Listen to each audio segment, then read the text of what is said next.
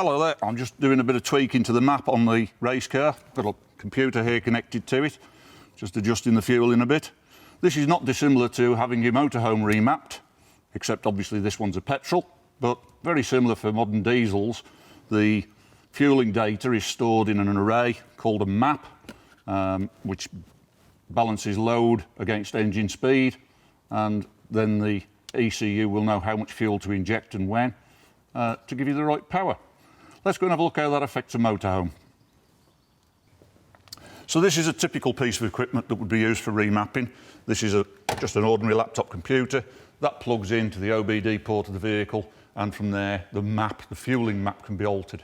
Now a diesel map in modern vehicles is much more complex than the petrol engine we looked at on the race car. On a diesel engine these days, they're doing multiple injection strokes per firing stroke per cylinder, all individually timed and measured.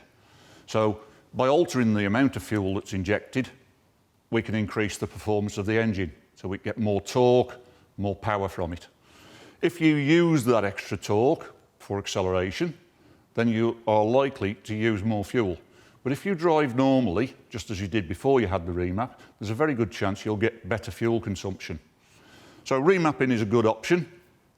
It doesn't come without risk. Obviously, the likes of Fiat, Ford, Mercedes spend millions of pounds developing their vehicles and developing the fueling map to go with it, to give correct emissions and the appropriate acceleration figures, brake horsepower, torque, etc. Can somebody with a laptop computer write a better map? I don't know. Some of the parameters may be exceeded on the emissions, I don't know. But it can certainly make the vehicle more drivable. Some of the risks with remapping would be perhaps your clutch might not last as long. Now that's something worth bearing in mind, because a clutch on something like this is going to cost £700 to £1,000 to have replaced. So if having it remapped and using that extra torque is going to signal the early demise of your clutch, something to think about. There is an alternative to a full remap, and that would be to use a device like this, a tuning box. This simply plugs into the fuel rail pressure sensor and sits in between the pressure sensor and the ECU and changes the readings that the ECU sees from the rail pressure sensor. If the ECU thinks the fuel rail pressure is lower than it really is, it will increase it. Higher fuel pressure for the same injection durations will give more fuel injected. Now I know what you're thinking, that's going to use more fuel. Well, the reality is it might do, again, if you use the extra torque that it gives you for faster acceleration, then yes, you probably are going to use more fuel.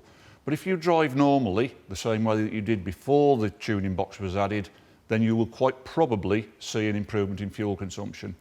I've noticed an improvement with the use of this box. My fuel consumption has gone up from about 29 miles per gallon to about 32. So that's a 3 miles per gallon improvement. Not to be sniffed at. Again, there are potential problems with fitting a tuning box. If you're increasing the performance of the engine, the drivetrain potentially is going to be under more strain, the clutch may fail earlier, but that can be controlled by you, the driver. Take the lead out of your boot, back off a bit. Simple as that, really. And that will give you better fuel consumption as well.